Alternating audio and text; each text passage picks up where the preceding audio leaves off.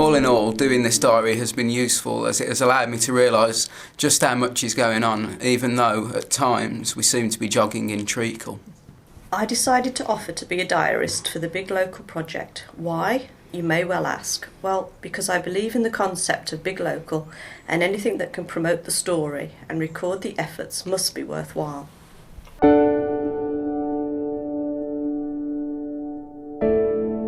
I had a desire to make sure that the funding was spent in the way that would most benefit the members of our community who were facing deprivation, as the funding has been granted to help us as an area of deprivation within a more affluent area. I don't feel our Big Local has the focus perfectly right. There are board members and non-board members who want to see things happen in the area, and it is so easy to go off on a tangent doing projects that people who are confident to speak up want.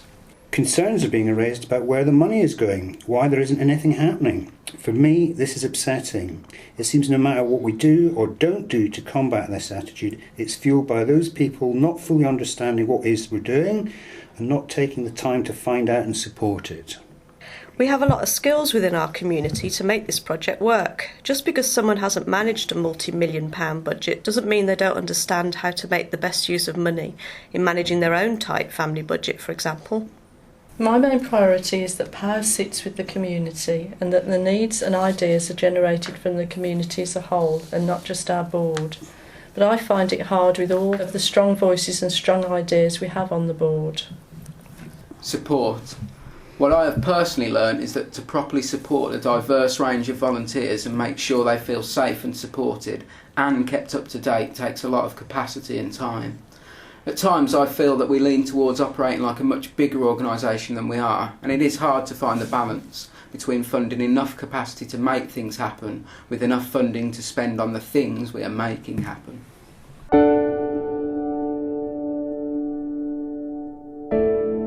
Well, much was achieved last night, but first the ongoing disappointment, lack of interest from the local community to get involved. Putting that aside, the few did much. I never wanted to be chair, but somehow that's where I ended up. But only for a short time until someone else came on board who could take over. I'm still waiting. I'm not moaning as I agree to this, but I'm becoming more and more aware of the responsibilities involved now the plan is taking shape. Main worry at the moment, maintaining the number of partners. I would love Big Local to be about realising that everyone's skills and experience is valuable, and not just those skills that may be valued in the workplace, but also the skills that are harder to measure but are integral to building a strong community, the greatest of which I believe are diversity and equality. The issue here is conflict of interest, as we're going to employ a partnership member on the team. It's so hard to get a balance. We want Big Local to offer opportunities to local people within our area, but the minute we employ someone, we possibly lose an active, enthusiastic member of the partnership. What is the answer? It's important that we keep things simple and small wherever possible. At times it feels hard to resist overcomplicating things or creating more bureaucracy than we need. It's harder to engage those who are hard to reach or vulnerable and find out what can really make a difference in their lives. But I believe we have built a strong foundation on which we can really reach out to community members who most need help, to reduce the inequalities within our community and to bring us all together as one community regardless of the differences between us. Another good meeting at start, but became very heated over silly things. Good meeting, but didn't get everything done. Well, what's new? I think things have gone well, but we may need to work on some things. We need to form another subgroup to develop community events, more meetings. We need to get more people on board. I'm proud of the partnership as we've done so well over the past year, more than what we think we've done. Partnership meeting last night was a long night. Meeting finished at 9:30, 3 hours long. Some great positives came out of the meeting. Had a discussion about the vision as we had agreed to tweak it a little for our next 3-year plan. As chairperson, I said no meetings. People have worked so hard, we need to have a break. Well, at last, new faces, new residents, new workers and new partners. Here's hoping that this is the start of things to come. Locally, there were some people who had their pet projects.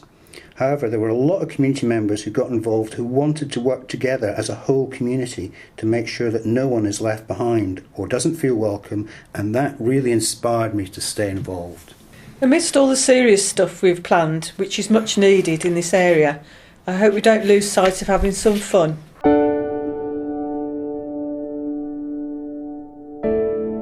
Things just seem to take too long. What may be a priority for us isn't always at the top of someone else's to-do list. I've learnt we need to be flexible. Things change a lot, and we need to be able to reevaluate constantly and adapt. We need to learn from our mistakes and then move on. Also, we need to be patient, as the wheels of positive change are slow moving. Things don't change overnight. One of the 97 emails awaiting us when we got back from holiday confirmed that the publicity for the gala day was ready for collection.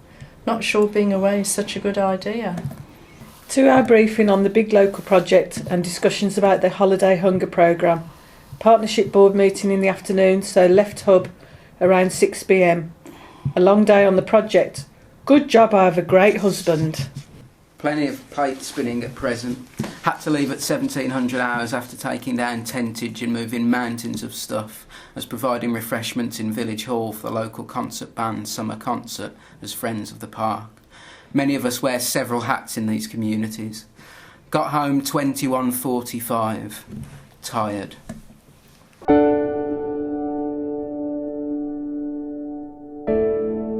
Big Local Diary, Thursday, 2nd of June 2016. What a day.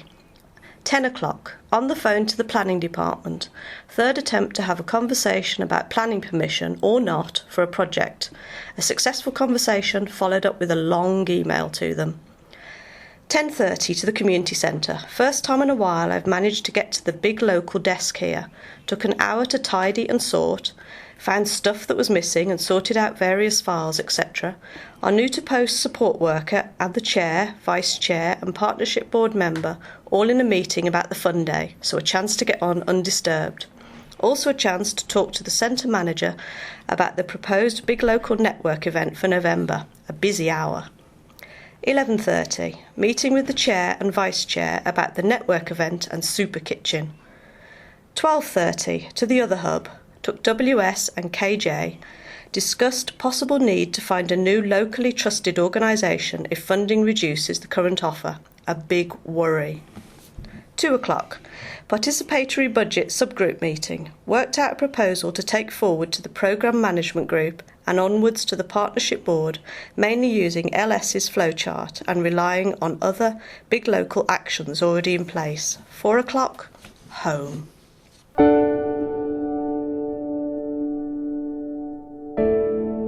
Email from Council. Re a meeting in respect of a project we have part funded. This one worries me as we may be inveigled into funding what really ought to be a council project. If I could go back to the beginning with the knowledge and experience I have now, I would do things differently. I recognise that you cannot expect already overworked volunteers from deprived areas to find the time to give it the best start, so community workers should be employed from the start, with experience to ensure everyone is contacted and their voice heard. Resident-led is a great idea, but it needs to start with every individual being completely informed and given the opportunity to engage and participate. We have the worry about our locally trusted organisation who may not be able to continue to help us. The Big Local, with all good intentions, throw together all the enthusiastic volunteers from an area who each have a passion and a commitment to what they are involved in, and expect them to work together for the betterment of an area, but personalities and existing priorities get in the way. There is much discussion about the updated financial forecast to be presented at the Partnership Board ahead of locally trusted organisation submitting to Big Local. One of the main issues is making the statement understandable to the wider audience. The organisations all gave great presentations and had much to offer us, but only one can be chosen. This is hard when as part of a small community you know these people and their work. It should feel like you have power and influence, but it feels like a responsibility that your decision could come back and bite you if we get it wrong. And I don't like upsetting people. Let's hope we didn't. I've been volunteering for 4 years now, and I've just been offered a job.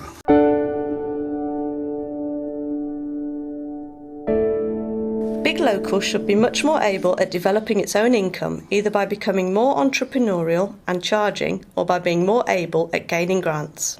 We gave some thought to the legacy issue. Strong need to leave the community with greater capacity to raise its own money and volunteers. Having the next 3 years' plans approved, value approximately 500,000, focuses the mind on what we'd like to end up with after the Big Local project.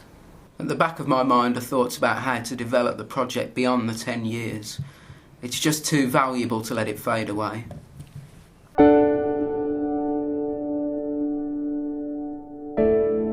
Been in my job a few weeks now and loving it. It's great to be back in an adult environment and working. It's been a while.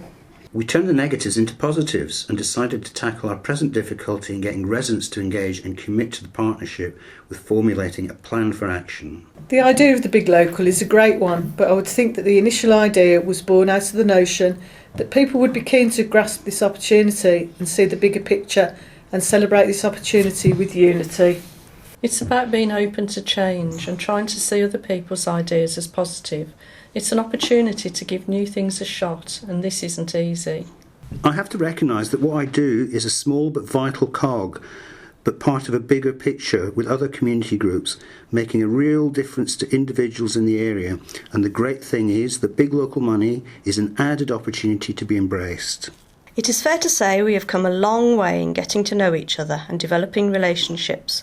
We still spend a great deal of time repeating messages and trying to widen our pool of folk who engage, but steadily the message is getting out.